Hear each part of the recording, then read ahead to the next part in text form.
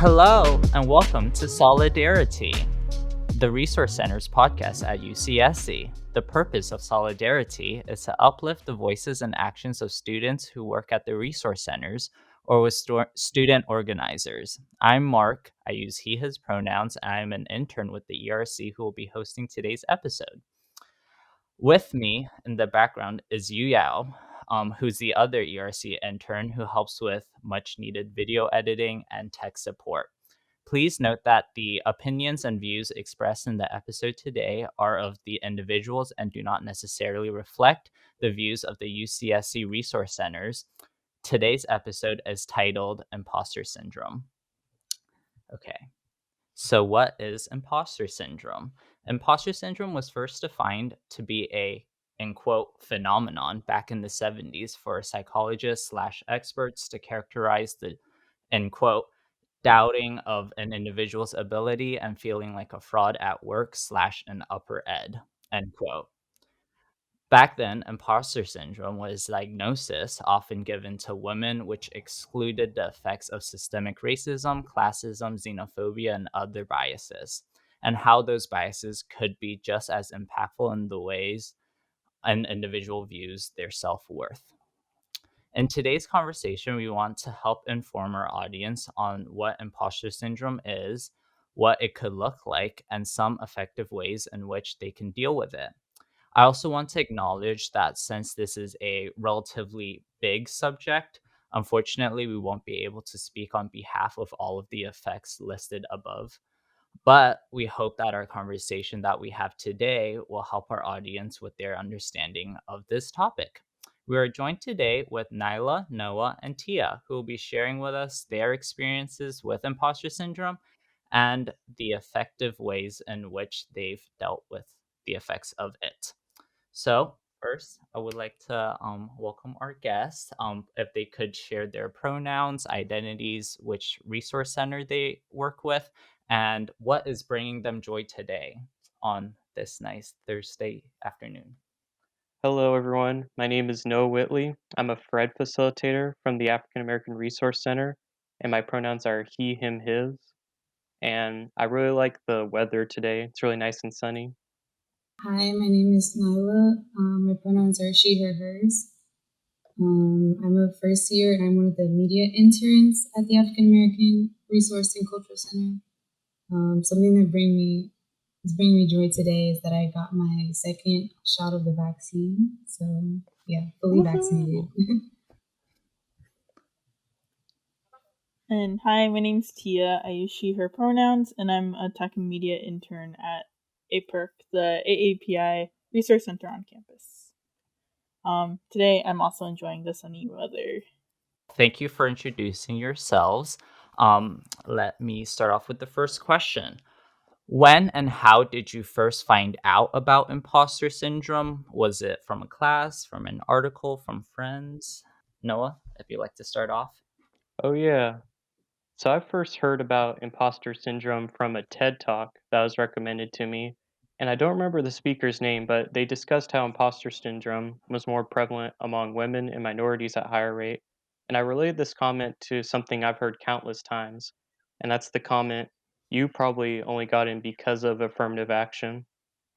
And so no one has told me this personally, but I've heard it countless variations of this statement. And for example, saying that you're black or a woman, you can get in anywhere because of affirmative action hiring. And for everything personally that I've gotten into, I think it was my own record that was enough to justify the acceptance and not something I don't think I got into anything that I was less qualified for simply because of affirmative action. Still, though, the attitude rubs off on me, and there gets to be a point where if you hear something enough times, then you start to believe it. Cool. Thank you. Tia, would you like to go on next with that question? Sure. I actually don't have a clear this is when I learned about imposter syndrome kind of moment. I know I feel like it must have been sometime in high school because I remember coming into college and being aware that I think people would warn me oh, when you first get to college you may have that moment where you're gonna get hit with a giant burst of imposter syndrome. So I think I was just aware that might happen, and like I was seeing it in like some of the people that lived on my floor when they would like call their parents and talk about like really like struggling with classes. But like because my imposter syndrome's rooted more in my racial identity, like I remember like being on Instagram probably sometime in college and like coming across one of those like infographics that were talking about like what is racial imposter syndrome, and like when I saw it I was like, oh my gosh, that's like me, that's my experiences.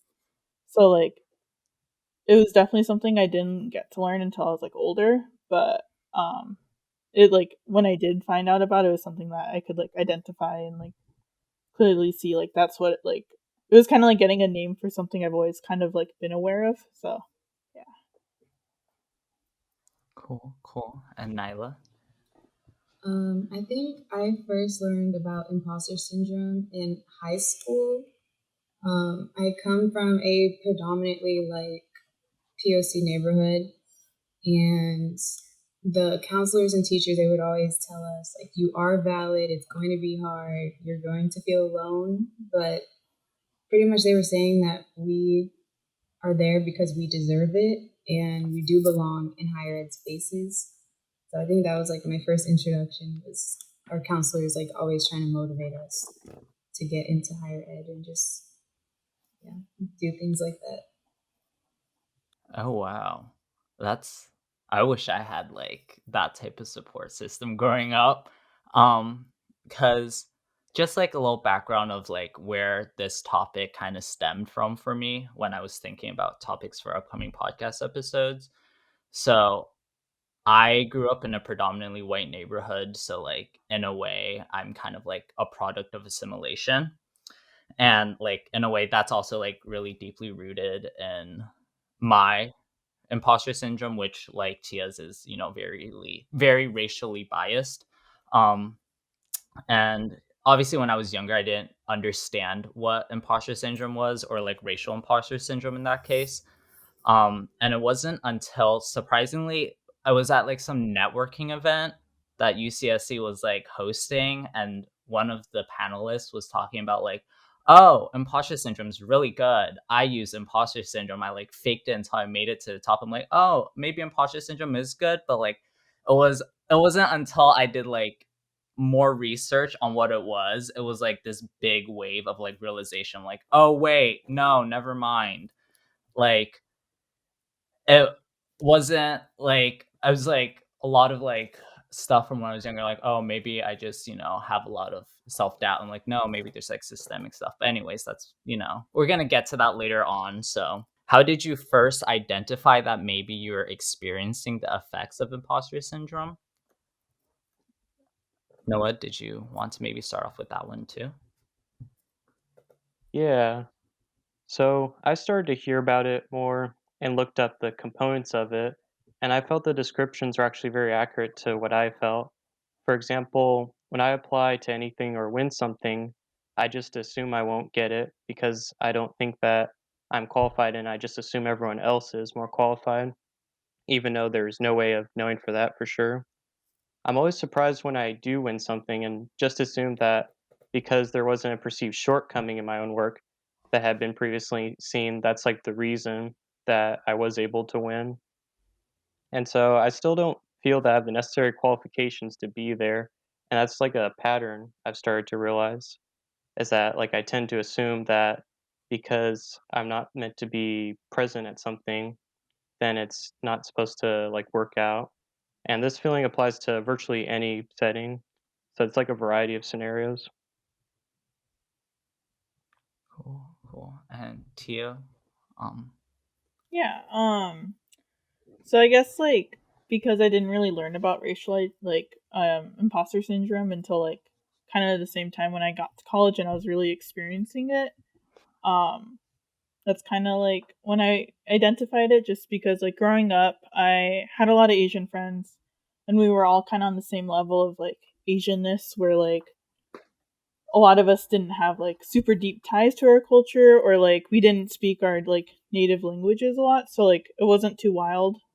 But once I got to college, I was meeting people who like they've been to their homelands, or like they can speak like another language fluently, or like they like actually celebrate cultural stuff and like being like third generation mixed race, like I'm a product of assimilation. I don't have those like deep cultural ties that a lot of people have. So like that's when and like because I was now in a space where like I constantly had to explain my racial identity to people because I was no longer in a safe environment where like everyone knew I was Chinese. But like because I'm more white passing, like I was now in places where like people wouldn't believe me and I would have to prove that like my mom was actually Chinese, or like um I just like instantly felt othered whenever I would be in Asian spaces and like start to wonder if I really belong there, just because like I don't like the average person might not guess that I'm Asian, sort of thing. So I guess like it was all like one moment where everything seemed to start or like started to click, um and like kind of all came together, I guess, in my imposter syndrome journey. Cool. And Nyla? I think I first experienced imposter syndrome when I was little, but I didn't know it. Just like Tia, like I've experienced it, but I didn't really know I was experiencing it. I had joined a ballet class, and I was the only Black little girl there. Everyone else was white, and I wasn't comfortable. And I asked my mom to take me out of that class because I didn't feel like I belonged there.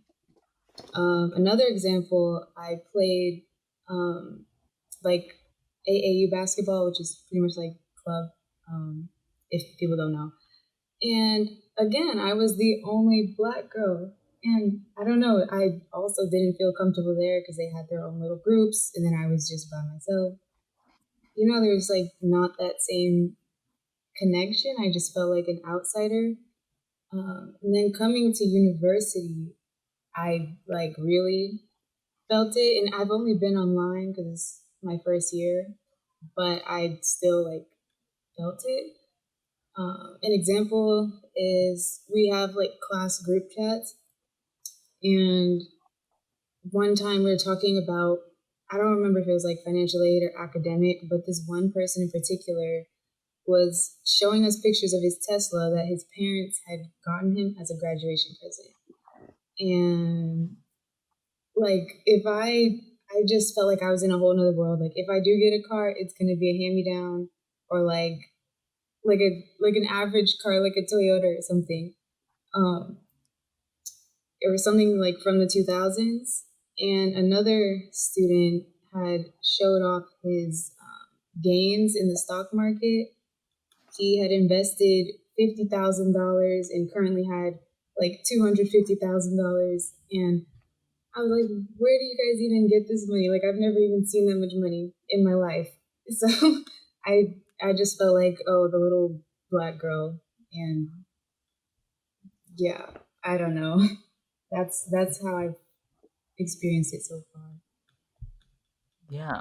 I mean, one, like, I guess common factor that we all share with imposter syndrome would be feeling like an outsider in the spaces that we're in.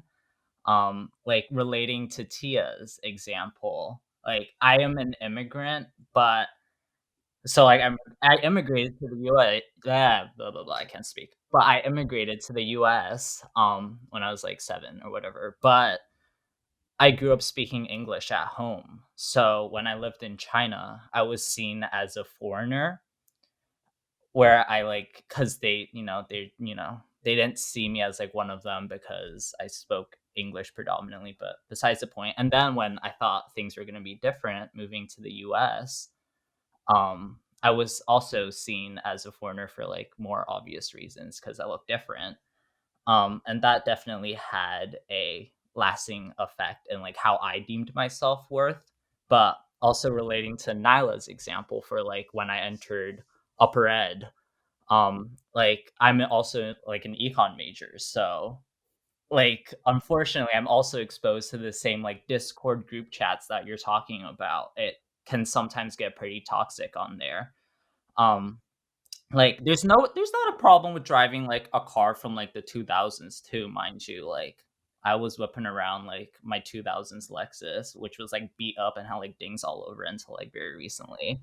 But it's like that whole culture behind like upper ed, especially in like the business and like econ majors, that make you feel even more of an outsider because you don't have that commonality or that like shared past experiences as those people. And like that then relates over to like Noah's example of like how all of those like kind of manifest for me personally into like how I see my self-worth. When I have that, skewed self-worth mentality in my head, when I like also apply to things, like whether it be like scholarships or grants or whatever, I still have that mentality of like, oh, maybe I won't get it. And then I get surprised if I do get it. And then it becomes like a whole thing of like, oh, I only got it because, they needed like a token minority person to receive it. But statistically, BIPOC individuals experience imposter syndrome at a higher rate compared to their white counterparts. This number increases especially for those who identify as women, LGBTQ, and for people within higher education. How has imposter syndrome affected you in your journey through higher education or at work? We kind of touched on this, but go ahead. If you want me to mix it up, I can also, Tia, if you would like to start off. Mark, you're gonna give me imposter syndrome from starting first. I don't know. Okay. Well, Sorry. let's see. I think. Okay, so a lot of my imposter syndrome, because it's racial, a lot of it came from when I first came to college and was trying to, because you come to college, you got to make friends. So I was trying to go to like clubs, and like I tried joining the Chinese, like CSA, one of the Chinese orgs on campus, and like as soon as I got there, that's when like I could hear people like one, everyone knew each other, so I was like already feeling awkward, but like I think I get really paranoid about being in spaces where like it's clearly like an Asian or like POC space, and because I feel like I look so white, I start panicking and like experience imposter syndrome, because I'm like, these people don't know me. So like of course, like first glance, like I don't like, I think I have a fear of being perceived as like just as a white person, but like the extreme fear of like I don't want to be seen as like a weeaboo or like someone who's like fetishizing Asian culture. Like this is like my intense fear that's just like built up because of imposter syndrome, or like I don't want people to perceive me as an other. Like I want to be included, but then I feel really awkward like explaining all that. So like at work, like I would be talking to like one of my like I talked to like a roommate who's also Chinese American, and we were just talking about something related to our culture, and someone happened to overhear and that was also Chinese, and like they began to like pester me, and they're like, why do you call yourself Chinese? Like how can you like really call yourself Chinese when like like you have to prove it to me, basically. Like you have to prove like, and like I don't know, that was like the first time anyone's really like put me on the spot and was like quizzing me to see like how much I fit their definition of what our culture is, and like if I could connect. And like I don't know, that was just like such a moment for me in college. And then like I think because like a lot of all that was kind of happening at the same time, I like excluded myself from those kinds of spaces, because like I started to reject my identity and was like, you know what, if people are really going to question me, then maybe I'm not Chinese. Like maybe I should either like identify as mixed, or like just not really like talk about my race to other people. So I was trying to like distance myself. So like that kind of affected me like mentally and like put me on a really weird path. And it wasn't until like honestly maybe like last year, kind of right when like COVID first started, that I started to like really realize, no, like I need to like explore my Asian American like identity. So that kind of led me to the resource center. But then like I don't know, I was trying to like figure it out. So like it's been like a weird journey, and like I'm now at a point where I definitely feel more comfortable with my identity, and I do identify as like Chinese American or Asian American. But like I still experience a lot of imposter syndrome. So like um the resource center has been really good because it like forces me to like address the fact that I'm Asian, since my imposter syndrome's rooted in like my racial identity, and like it's really helped. But like there's been instances where like I experienced really bad imposter syndrome and I just like shut down. So going like off of where I left off last, like coming into college, I instantly felt it. I am proposed computer science major, and I am one of like the only Black people in the class. And that alone was just enough. And then also being Black and a woman, I'm like, just, I don't know. I kind of got nervous very quickly. I remember like one time specifically, this is also on Discord. We had a Discord server. I asked a question. My question was ignored at first. And like then later, like a few hours later, somebody was like, "Oh, why are you asking that question? Like, you should know that already, blah, blah, blah. Like, how are you even in this class?" And that just made me like freeze up. I didn't know how to respond. I was too nervous to respond. But someone else asked the same exact question that I did, and theirs was answered instantly. And then after that, I changed my profile picture. I'm like, they can't know I'm Black because I don't know. Maybe it's because I'm Black. I don't know. So just things like that made me really like hesitant to ask questions because I didn't want to get looked down on, like I didn't belong there. And then it also made me think about how in high school, my school didn't really even have AP classes. There were only 2 AP classes offered, but they were offered online because none of the teachers were qualified to even teach it. So, and I know these people are coming from schools that have probably every amenity you can think of, honors classes, computer science classes at their school, AP, like all of it. And yeah, coming from like the neighborhood I come from, that just wasn't an option. So that also made me feel like I'm not academically prepared. Maybe I don't belong here. Just, yeah, all of those like intersections on top of each other made it very hard. So going into higher education was really different with my past experiences. And so, like I said earlier, it was typically with like applying to things was where it was most concerned. But now it kind of entered a more physical space. And both Tia and Nyla also touch upon that because I felt like going into college is actually more segregated than when I was coming from high school. Because even though I've always been in the minority, I felt like there was at least a bit more mixing around with different groups. But going into college, I felt like it was really segregated. And this was the first time where I felt like I'd actually defend my perceived heritage because I never really felt culturally black, really. Because in my town, we have a pretty diverse community, and I guess I just never really felt part of a ethnic culture because of that. But I felt really physically isolated moving into higher education. And so with that physical isolation is also kind of a sense of tiredness, like physical tiredness. And one step above that too was that I felt like I always had to defend black people in general because people would always ask me questions of like, why do black people do this or why do they do whatever? And I kind of have to be the spokesperson for 43 million people plus all the black people of the Caribbean, the South America, Africa, and everywhere else in the world. And so it just feels like a lot of weight.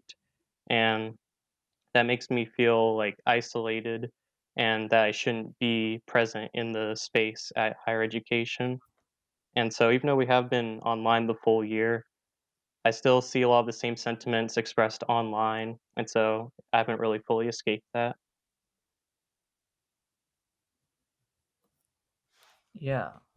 Um, I think like I share a lot of the same examples or shared experiences with you, Noah, like as well as everyone else. Like going into college, I thought it was gonna be like, oh, I can, quote unquote escape my hometown and like how like binary and like monotone everything is with like people being like on a certain end of like a socioeconomic slash culture slash race whatever, and like move going to college where that everything expands, where you get to meet people from like different walks of life, from different cultures and everything. But that usually, well, like, usually a big factor in that is the major that you're in, and with the major that I went into, it's kind of the same of, like, what I'm used to back at home or what I've seen back at home, so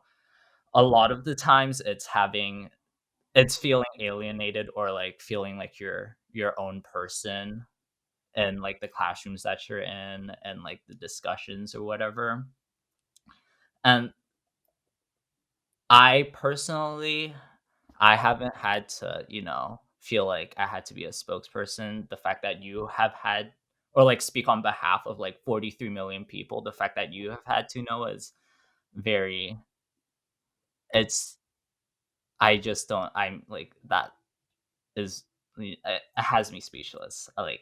I cannot imagine that at all. But anyways, continuing on to question 4, define racial imposter syndrome. How have you felt racial imposter syndrome in the past? And I guess we could start off with Noah for this one as well.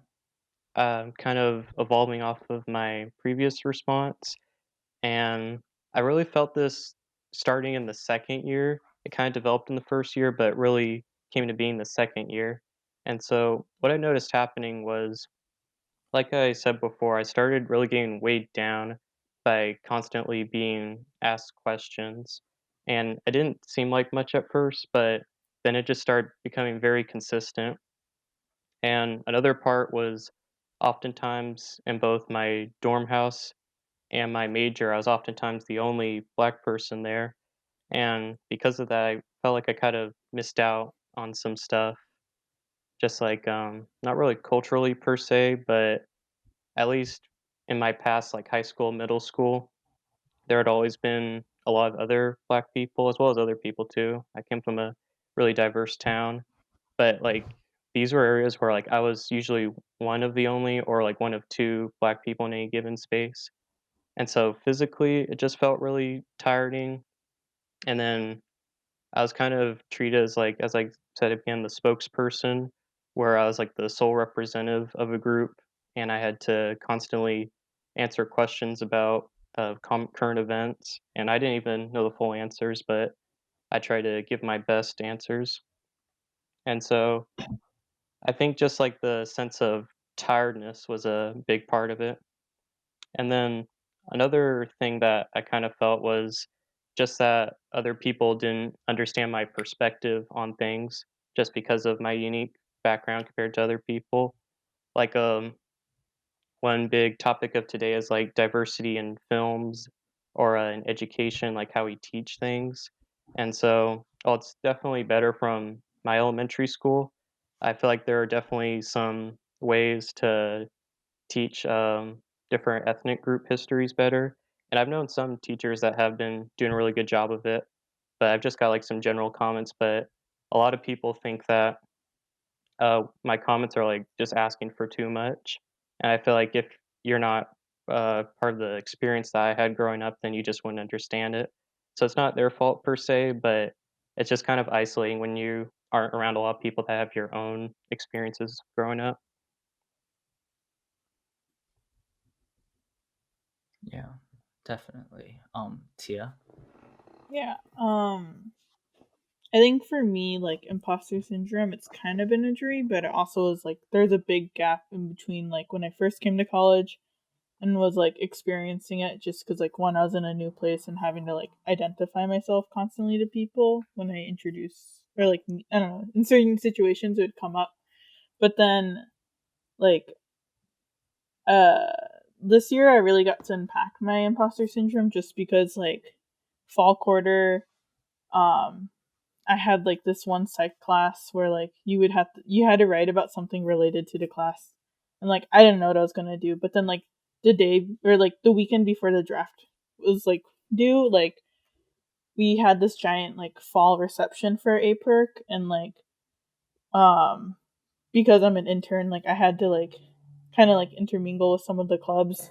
So I got to introduce myself to a lot of new people and it was like the first time I experienced imposter syndrome to like a really big level, like I guess in a long time. And like I started panicking because I was like worrying about how people might perceive me, and then like think that I didn't belong in the space because it's like an AAPI like welcome ceremony.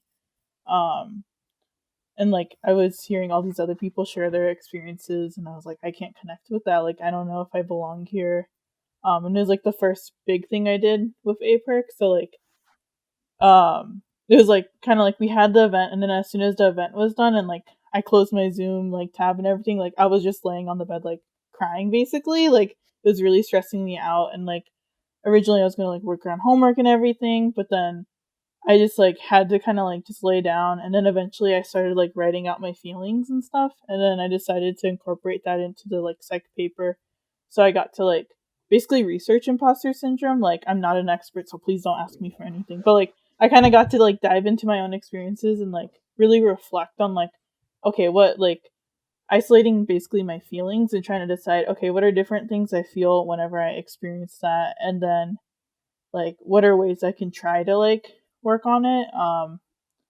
And like I mean I didn't think I was an expert, but I was like okay, maybe like I got this figured out, and like I was slowly feeling more confident. But like a couple weeks ago I also got like another really big burst of like imposter syndrome when I was in like a club, just because like it was another situation where people were sharing their experiences being like AAPI, and like I started to question like whether I could really fit in that space, because like I don't know, like that's how imposter syndrome works. You question everything. So it was like interesting seeing how like it's kind of a never ending experience, I think. So like I think Noah was talking earlier about how like at like a UCS, or no, maybe it was you, Mark. Like at a UCSC like seminar, like it was like fake it till you make it, and like it kind of like because it's a seminar, it sounds all snazzy. Like congrats, you got it, you mastered it. Like you are a pro now. You will no longer like suffer. Like I mean, yeah, that works for a seminar, but I think the reality is like I don't think our feelings are ever going to go away. Like we could get better at like noticing them and like whatnot, but um I think it's always going to be a very like real feeling for us. Not to be a downer, but yeah, I don't know. That's where I'm right. At least in my journey with racial imposter syndrome and imposter syndrome in general, that's where I'm kind of at, based on my experiences. That's a really good like prelude segue into our next question. But yeah. No, I see you now. Anyways, Nyla, if you could go next. Okay, so I had like kind of two parts to this. First, I wanted to talk about like racial imposter syndrome in our own community or in my own community. Similar to what Tia was saying, like not feeling like you're Chinese enough because you are Chinese American. I kind of feel like sometimes I'm not black enough.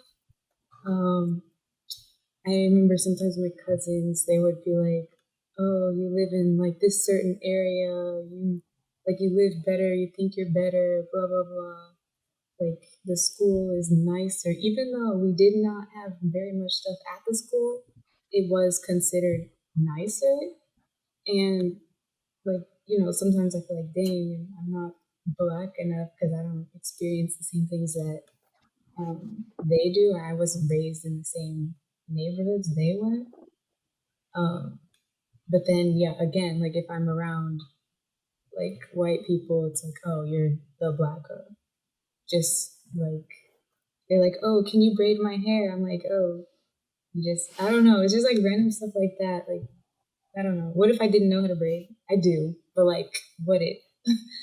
um, and then in the university, in my Stevenson core class, around the time that George Floyd was murdered, they wanted to have like an open discussion, and I specifically just did not want to talk about it because it's like traumatic, you know.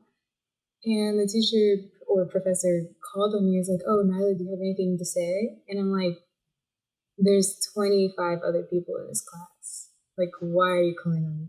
Like, I'm the only black person in here. I know, but like, really, that kind of made me mad." Um, in that same class, another thing was one of the questions, like the welcome question or whatever, was like, oh, what's something that has not been so good, like recently for you? And a lot of people are like, oh, I broke up with my girlfriend, or oh, I dropped my soda or something, right? And I talked about the anniversary of a school shooting at my school, and everybody was like dead silent. And then he just said, "Oh, moving on." I'm like, okay. Like, I don't know. It just completely felt invalidated. I'm like, all right, this is the space that I'm in. So that was even more like, all right, I'm gonna just be quiet, stay to myself, not share, because obviously I don't have any of the same experiences as these people here. Yeah. Yeah. I mean, thank you all for sharing that. It's just a common theme that has been like popping up throughout our conversation, like especially because it has been pretty heavy with like racial imposter syndrome, is the feeling of being like invalidated for our experiences, like the fact that you feel alienated by like who you identify as, for both Tia and Nyla, as well as myself. Like, I remember I saw this documentary like a few years back. My sister sent it to me because like we kind of like started discussing about imposter syndrome like a while back, but like it didn't, spark in my head until like very recently.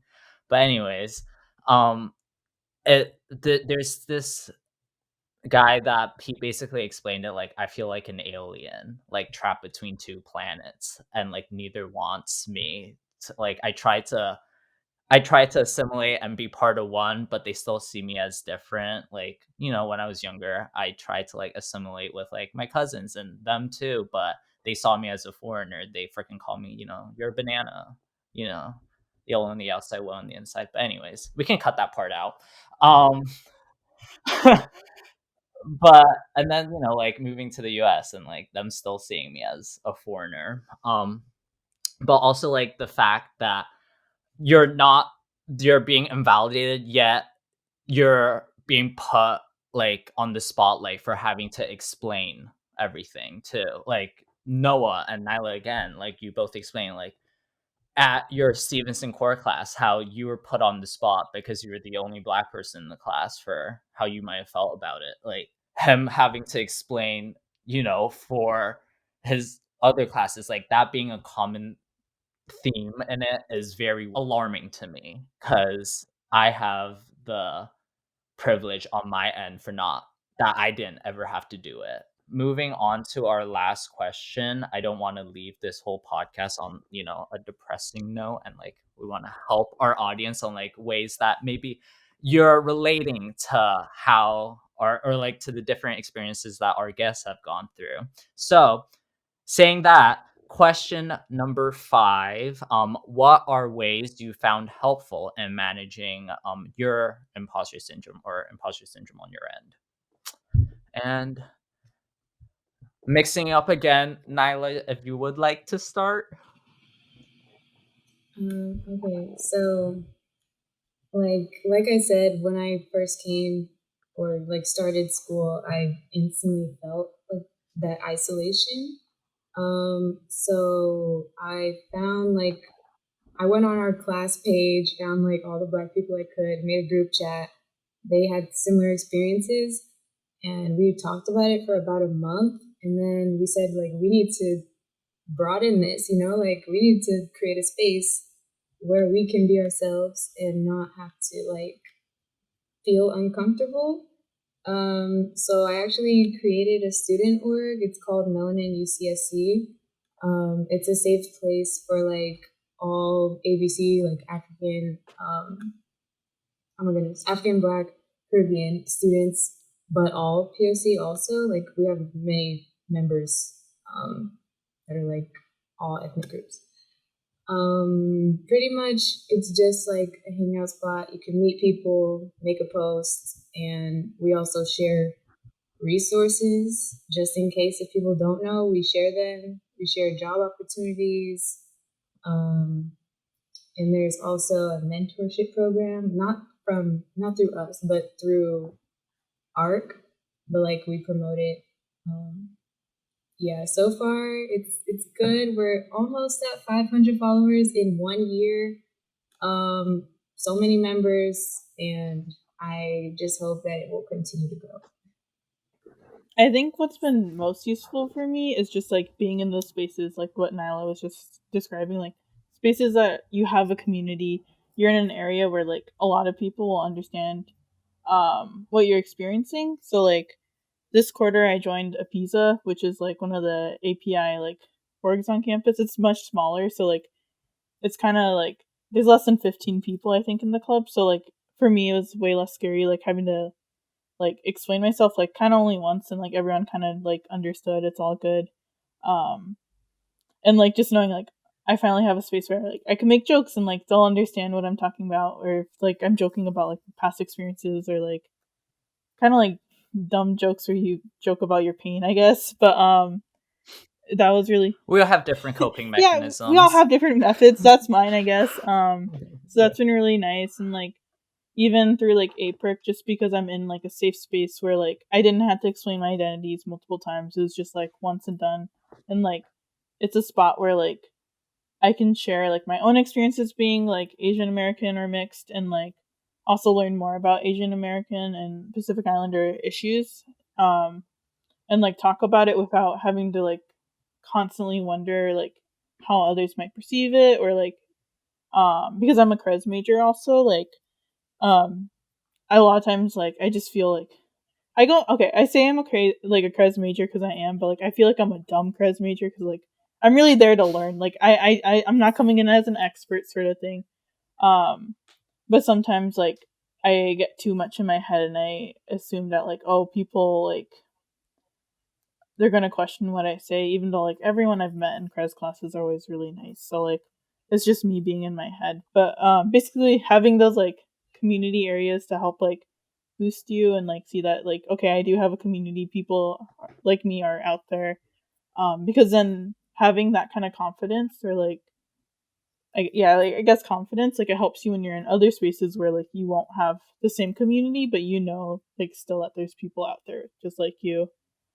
That's been like really the most like effective thing that I've gotten to do. So I have some very like personal things that I usually do.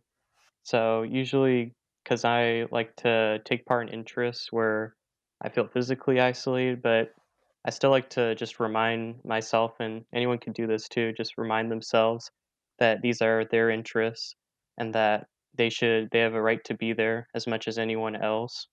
And so it doesn't really sound like much when you think about it, but just those like kind of placebo things that you do to yourself, like to hype yourself up, just to keep saying like you belong there, you deserve it. I think that actually does make a big difference on your overall attitude. And also just in general with things that you might not feel that you belong there, you could just remind yourself that you belong there as much as anyone else, and that you have skills that not necessarily anyone else does. You could have a unique skill that could put yourself over someone else, and maybe they have something that is also unique, but everyone has like their own skills that could work together. And so I think really focusing on the personal side of yourself can really help over time. That's something I've been doing for years. Very nice. I mean, yeah, I think, like piggybacking off of what you just said, Noah, it took me a while to even like start reminding myself of my own like self-worth. And like it's a good message to send out to the listeners or the viewers that, it's okay to have a little main character moment like in life. Sometimes like there's other external factors that like, will put you down, but you just have to keep reminding yourself of your own self-worth. And like also like piggybacking off of what I was saying earlier, of like how I wasn't able, or like I felt outcasted in a way in my major, like a way that I found or a way that combated that issue, if that's the correct word choice, was like what Nyla and Tia said of like finding community. So for me, that was finding community through the ERC. Without the ERC, I wouldn't be having this conversation with all these lovely people here today, you know? So it's remind yourself of your self-worth, and definitely you're not alone out there if you're going through any like imposter syndrome. It doesn't like even the imposter syndrome that isn't pertaining to what we're talking about today. And just like that, we have come to the end of our conversation. I want to extend another thank you to Nyla, Noah, and Tia for joining us on our conversation.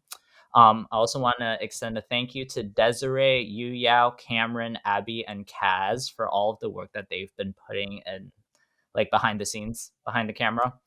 And for reading material, check the link in our description. Not just reading material, maybe also Instagram links and everything too. And I hope you enjoyed listening to our conversation that we had today. And if you would like to hear more, please feel free to subscribe to our channel. Goodbye. If you haven't gotten vaccinated, get vaccinated, wear your masks. Well, I mean, CDC told us not to, but, you know, just to be safe. Anyways.